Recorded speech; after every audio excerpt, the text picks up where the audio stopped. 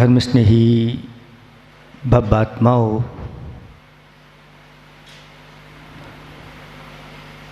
आचार्य भगवंतों ने हमारे ऊपर बहुत बड़ा उपकार किया है, जिन्होंने अनेक प्रकार के शास्त्रों की रचना कर दी,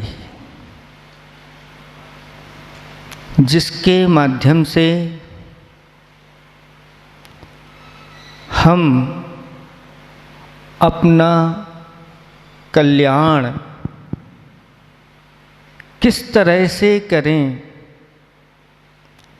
उस प्रकार के ग्रंथों की रचना उन्होंने की। जिन वाणी को 4 अनुयोगों में बांटा गया, प्रथमं कर्णम चरणम द्रव्यम नमः, एक सूत्र है। प्रथमम का अर्थ होता है प्रथमानि योग, उसके लिए नमस्कार हो। फिर कर्णम का अर्थ होता है कर्णानि योग, उसके लिए नमस्कार हो। चरणम का अर्थ होता है चरणानि योग, उसके लिए नमस्कार हो। और द्रव्यम का अर्थ होता है द्रव्यानि योग, उसके लिए नमस्कार हो। ये चारों अनुयोग अपने आप में बहुत महत्वपूर्ण हैं और जो सम्यक दृष्टि होता है इन चारों अनुयोगों पर, वह श्रद्धा रखने वाला होता है। जैसे एक सिंहासन है और उस सिंहासन के कितने, और अगर उस सिंहासन का एक पैर टूट जाए और आपसे कहें कि आप इस पर सुशोभित होइए,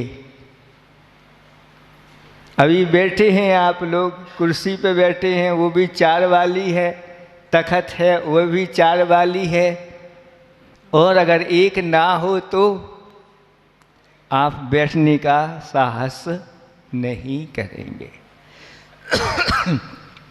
ऐसे ही हमारा ये चारों अनुयोग एक मोक्ष महल के 4 द्वार कहे गए हैं। सर्वतोभद्र नाम का एक महल होता है। सागर में ऐसे ही सर्वतोभद्र एक जिनालय बन रहा है, जिसमें चारों ओर द्वार हैं। भोपाल में भी शायद ऐसा ही है क्या? चारों में नहीं है, 2 वाले हैं, 4 द्वार वाला नहीं है। देखा नहीं है, चारों ओर आपके यहाँ भी उसमें द्वार है। ये सर्वतोभद्र कहलाता है और ये पूर्ण अंग वाला होता है। ऐसे ही प्रथमानुयोग जब हमारे अंदर आता है और प्रथमानुयोग की जब हम कथाएं सुनते हैं, आचार्य भगवंतों ने भी मुनिराजों के लिए आगम में आज्ञा दी, मुनिराज या तो गण में रहें या गण छोड़ करके अगर अन्यत्र नगर शहर गांव आदि में विहार करें, तो विहार करते हुए वह ऐसे ही प्रथमानुयोग की कथाओं के माध्यम से धर्मोपदेश प्रदान करें, जिनके माध्यम से संसारी प्राणियों के अंदर बैठी हुई जो कसाएं हैं, ये कसाएं विषम भाव को प्राप्त हो जाए। साथ साथ में कोई भी अनुयोग के माध्यम से कहा जाता है तो उस अनुयोग की उसमें मुख्यता रहती है। गौण रूप से तीनों अनुयोग उसमें गर्भित हो जाते हैं। करणानुयोग की बात आती है तो वहां पर कर्मों की मुख्यता रहती है, और अनुयोग उसमें साथ में सहयोग देते हुए आपको दृष्टांतों के माध्यम से प्रस्तुति कर दी जाती है। चरणानुयोग आचरण को बताने वाला होता है। आपका आचरण कैसा होना चाहिए, हम सबका आचरण कैसा होना चाहिए।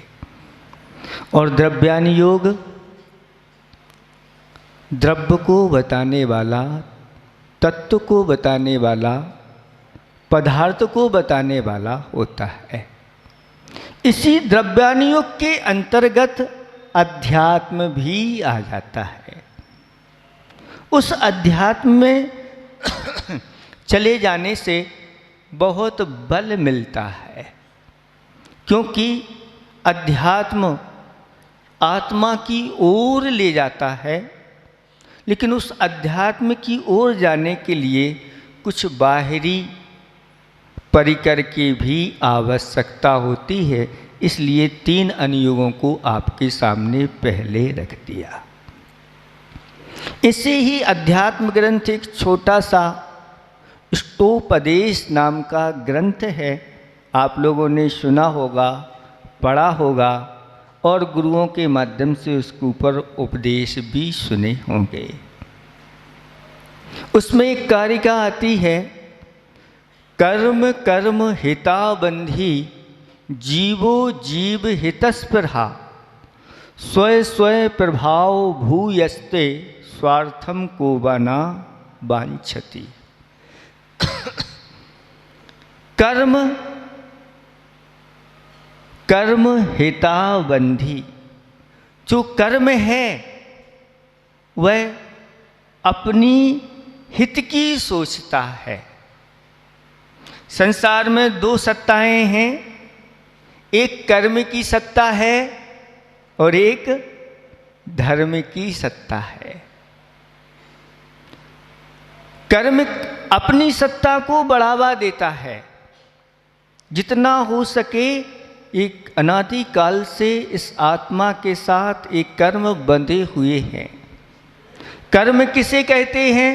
कर्म के कई अर्थ हुआ करते हैं, लेकिन यहाँ जिस हम कर्म की बात कर रहे हैं वह कर्म, उसका अर्थ होता है कि जो आत्मा को परतंत्र करे,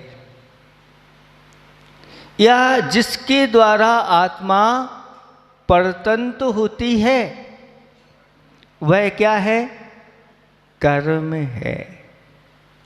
आप सब स्वतंत्र हैं या परतंत्र?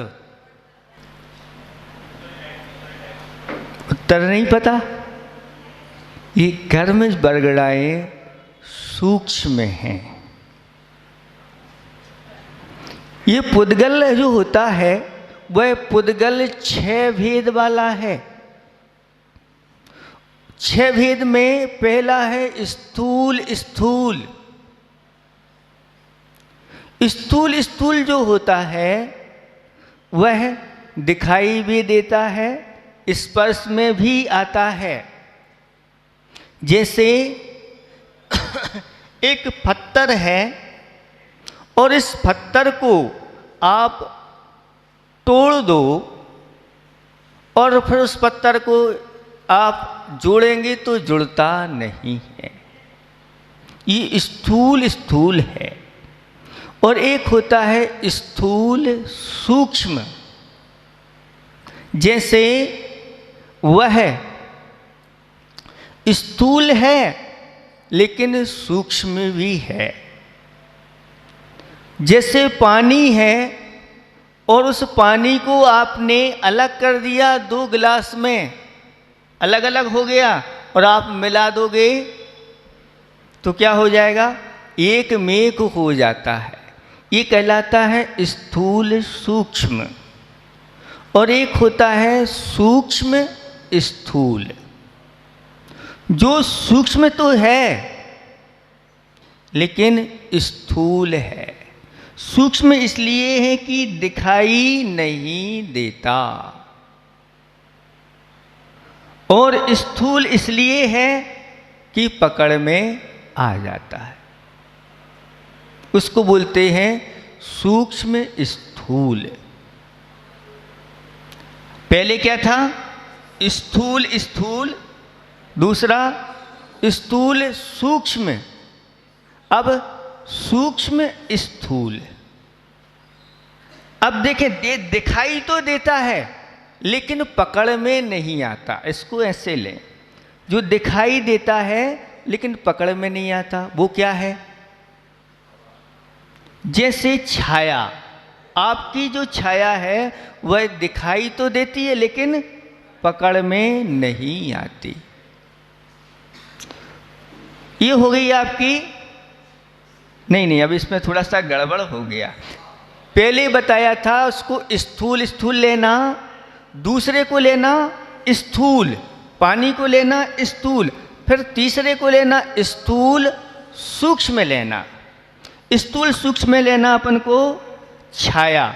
अब चौथे नंबर पर आता है सूक्ष्म स्थूल। ये इसलिए बता रहे हैं कि कर्मों के पास आपको ले जाना है, इसलिए इसको बताया जा रहा है। अब देखें, जो सूक्ष्म स्थूल होते हैं वो दिखाई नहीं देते लेकिन पकड़ में आते हैं। जैसे शब्द आपको दिखाई दे रहे हैं क्या? नहीं दिख रहे, लेकिन पकड़ में आ रहे हैं। कुछ ऐसी चीजें होती हैं दिखाई में नहीं देती लेकिन पकड़ में आ जाती हैं। शब्द आप लोग पकड़ रहे हैं, ये दिखाई नहीं दे रहे। ऐसे ही 5वें नंबर की सूक्ष्म होती हैं जो कहलाती हैं कार्मण वर्णाएं। वो कार्मण वर्णाएं दिखाई भी नहीं देती और पकड़ में भी स्पर्श आदि के माध्यम से नहीं होती, लेकिन आत्मा उनको पकड़ लेता है। आत्मा जिस प्रकार के भाव करता है अथवा मन वचन काय की प्रवृत्ति करता है तो वह उनको पकड़ लेता है। वहीं के वहीं इस पूरे के पूरे लोक में ये कार्मण वर्णाएं फैली हुई हैं जो सूक्ष्म हैं, और आत्मा के एक एक प्रदेशों पर यह वर्णाएं विद्यमान हैं, और वहीं के वही आत्मा के साथ यह चिपक जाती हैं, दूध और पानी की तरह एक मेक हो जाती हैं। ये दिखाई नहीं देती, लेकिन जब कर्म उदय में आते हैं तब इनका फल हमें दिखाई देता है। फल कैसा मिलता है? तो फल मिलता है सुख रूप में और दुख रूप में। वेदनी का मुख्य रूप से ही वेदन ज़्यादा मात्रा में होता है, या तो साता रूप में होगा या असाता रूप में। जब साता का उदय होता है तो सारी वस्तुएं अनुकूल मिलती चली जाती हैं, और जब असाता का उदय होता है तो विपरीत वस्तुएं मिलती चली जाती हैं और इस जीव को कष्ट होता है। कहावत है कि पुण्य उदय जिनके तिनके भी नाही सदा सुख साता। जो विशिष्ट पुण्यात्मा पुरुष होते हैं उनको भी सदा साता का उदय नहीं बना रहता। ये विशिष्ट पुण्यात्मा पुरुष हैं, लेकिन इनके भी कर्म का उदय ऐसा देखा जाता है कि राजमहल छोड़ करके वन को भी जाना पड़ता है। ये सब क्यों हुआ? तो कर्म है। ये कर्म अपने अनुसार इस जीव को चलाने का प्रयास करता है।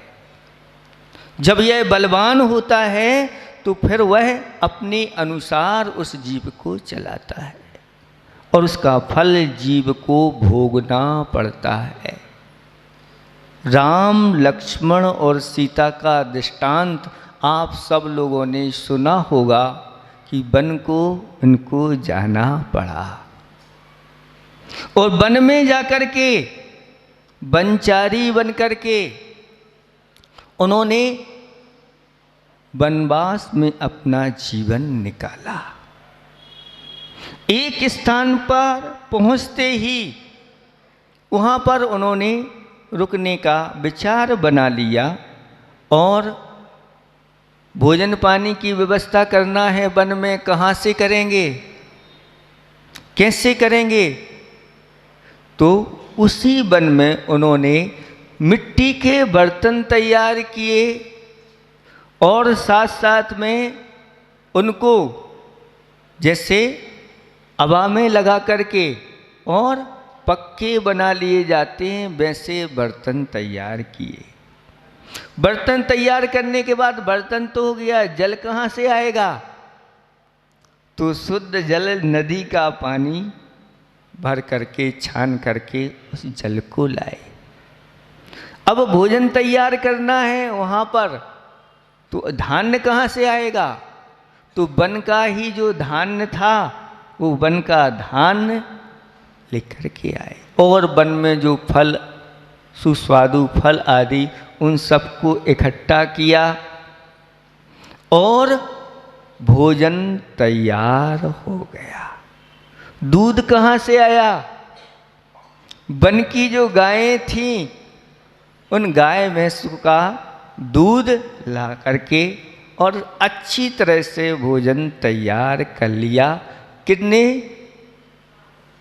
किसने किया? सीता ने तैयार कर लिया। लक्ष्मण जी वन की ओर चले गए थे, वहीं पर राम थे। भोजन तैयार है और भोजन करने के पहले अतिथि सत्कार करना है।